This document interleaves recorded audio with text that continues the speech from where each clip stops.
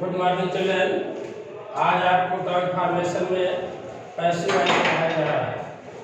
जैसा इसके पहले आपने पढ़ा था ट्रांसफॉर्मेशन में सिंपल, कॉम्प्लेक्स और कंपाउंड का इंटरचेंज, उसको मैंने बता दिया, समझा दिया।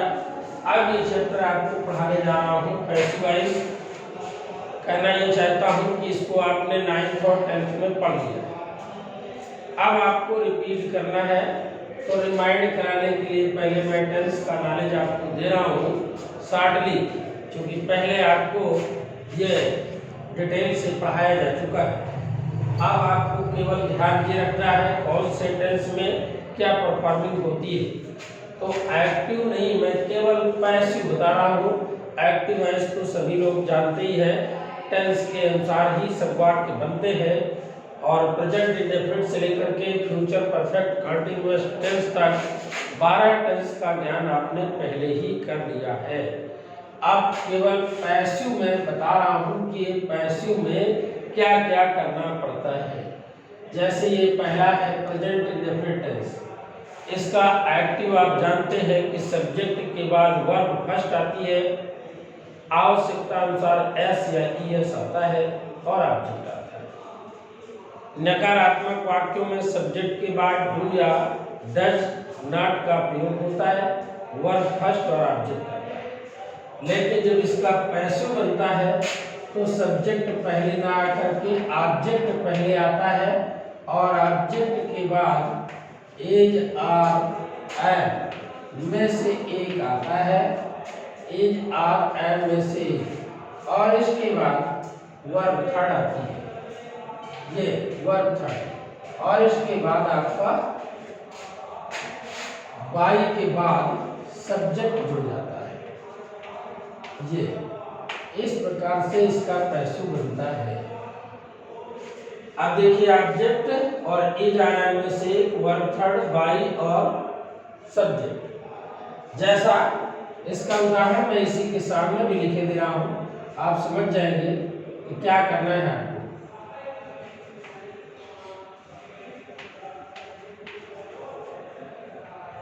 A book is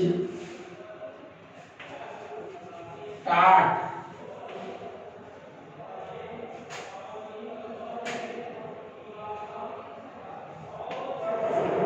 by me। ये देखिए ये पैसिव वॉइस आपका है sentence. A book is taught by me.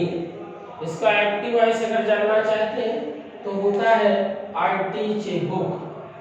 I teach a book का मतलब मैं एक पुस्तक पढ़ाता हूँ। जब पैसिव बनाएंगे तो ऑब्जेक्ट पहले आ जाएगा, ए बुक इज टॉट और ये वर्ब थर्ड लगी है। बाय से देखिए ये सब्जेक्ट जुड़ा हुआ है मी, तो a book is taught by me ये प्रेजेंट इंडेफिनिट टेंस का वाक्य। इसी प्रकार पास्ट इंडेफिनिट करते समय ध्यान दें कि ऑब्जेक्ट के साथ वाज वर्ब में से एक आता है और फिर इसके बाद वर्ब थर्ड आती है, बाई से ये सब्जेक्ट जुड़ जाता है। ये इसका उदाहरण के तौर पर आप देख सकते हैं,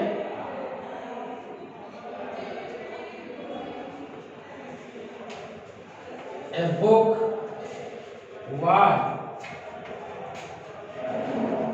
bought by me।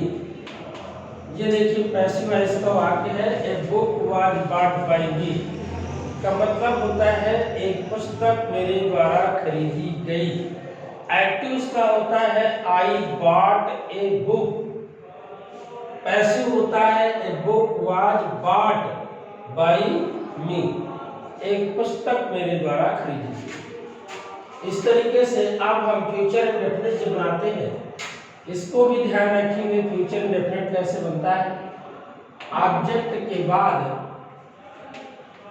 विल या शैल का प्रयोग होता है और फिर इसके बाद बी लगाकर वर्ब थर्ड आता है और फिर बाई से सब्जेक्ट जुड़ जाता है।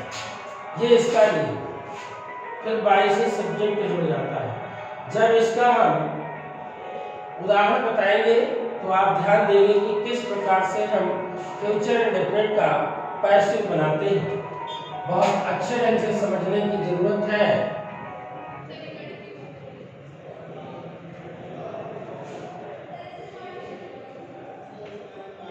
A book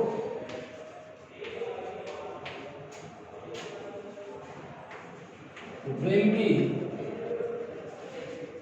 taught by me। देखिए समझिए, a book will be taught by me का मतलब होता है पुस्तक मेरे द्वारा पढ़ाई जाएगी। एक्टिव होता है आई शैल टीच ए बुक का मतलब होता है कि मैं एक पुस्तक पढ़ाऊंगा। आई शैल टीच ए बुक। तो ये पैसिव बनाने में विल और शैल के साथ बी का प्रयोग होता है, लेकिन ध्यान ये रखना है कि उसका प्रयोग वर्ब थर्ड के ठीक पहले होता है। वर्ब थर्ड के ठीक पहले। सपोज अगर नॉट भी आ जाए तो विल शैल के बाद नॉट का प्रयोग करेंगे, फिर बी का प्रयोग करेंगे। ये ध्यान रखें। अब ये आपका प्रेजेंट कंटीन्यूअस है। इस क्रम में इसको भी ध्यान रखेंगे प्रेजेंट कंटीन्यूअस को, कि ऑब्जेक्ट के बाद इज आर एम में से एक लगाएंगे और फिर इसके बाद बीइंग का प्रयोग करेंगे, वन थर्ड का प्रयोग करेंगे और बाई से सब्जेक्ट जोड़ेंगे। ये इसका नहीं। अब इसका जब उदाहरण लेंगे तो इस प्रकार बनेगा, a letter is being written by her। ये देखिए, a letter is being written by her। ये यहाँ पहला प्रोनाउन आपका सी था, तो सी का थर्ड प्रोनाउन इधर आएगा, हर हो जाएगा। ये एक्टिव वॉइस इस प्रकार था कि she is writing a letter, she is writing a letter. अब जब पैसिव आपने बनाया, a letter is being written by, ये पैसिव। इसी क्रम में पास्ट कंटीन्यूअस भी जान लीजिए आप। पास्ट कंटीन्यूअस में ऑब्जेक्ट के साथ वाज या वर्ब का प्रयोग करते हैं, फिर बीइंग के साथ वर्ब थर्ड आती है, बीइंग के साथ वर्ब थर्ड और बाई से ये आपका सब्जेक्ट जुड़ जाता है। इसका उदाहरण भी आप जाने, उसी तरह ये भी एक उदाहरण बनेगा इसमें, जैसे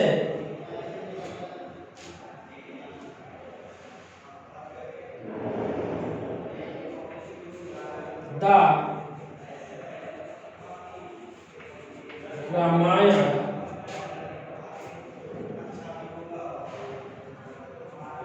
was read by father। ये देखिए है, the Ramayana was read by father का मतलब होता है रामायण पिताजी के द्वारा पढ़ी गई। ये कौन सा टेंस है? सारी देखिए, ये गलत हो रहा है, आपको बनाना था ये पास्ट कंटीन्यूअस। तो पास्ट कंटीन्यूअस में वाज रेड नहीं, वाज बीइंग रेड लाना है आपको। वाज बीइंग रेड, ये इंडेफिनिट बन जाएगा इस तरीके में, तो वाज बीइंग का प्रयोग कर दें, was being red bye father, यहाँ कर दें बाय फादर, ऐसे बोलेंगे। अब इसके बाद देखिए ये कौन सा टेंस आता है? Present perfect tense. Present perfect tense का सबसे पहले ऑब्जेक्ट आएगा, ऑब्जेक्ट, और ऑब्जेक्ट के बाद फिर प्रेजेंट परफेक्ट टेंस में हैव या हैज में से एक आएगा, और इसके बाद हम बीइंग का प्रयोग करेंगे, फिर वर्ब थर्ड आएगी, फिर बाइंग से सब्जेक्ट जुड़ जाएगा। ये इसमें मेन उदाहरण है। तो देखिए इस प्रकार से ऑब्जेक्ट के साथ have, has, being verb third by subject. इस क्रम में जब एक हम उदाहरण लिखेंगे तो जगह कम हो जाएगी, इसलिए इनके उदाहरण हम आपको बाद में बता देंगे, इसलिए इसको केवल नियम आप जानेंगे। ये पास्ट परफेक्ट है, इसमें आपका ऑब्जेक्ट आएगा, फिर हैड आएगा, हैड के साथ बीइंग आएगा और बीइंग के बाद वही verb third plus by plus subject. और ये फ्यूचर परफेक्ट में ऑब्जेक्ट के साथ आपका विल या shall plus have been plus verb third plus by subject. ये देखिए इस क्रम में ये एक्सरसाइज आपकी बनेगी। ऑब्जेक्ट के साथ विल या shall plus had plus been verb third और बाई सब्जेक्ट। ये आपके सारे रूल हो गए। प्रेजेंट इंडेफिनिट से लेकर के फ्यूचर परफेक्ट तक ये 8 आपके टेंस बनते हैं जिनका पैसिव बनाया जाता है। आपको ये लग रहा होगा कि शेष 4 पैसिव नहीं बताए गए हैं, 4 टेंस के पैसिव नहीं बताए गए हैं, जबकि ऐसा नहीं, ये शेष 4 टेंस के पैसिव नहीं बनते हैं। इसके आगे के नियम हम आपको फिर बताएंगे ताकि आप समझ सके और उनका भी पैसिव जान सके। कुछ अलग प्रकार के वाक्य होते हैं, टेंस इतने ही होते हैं। थैंक्स।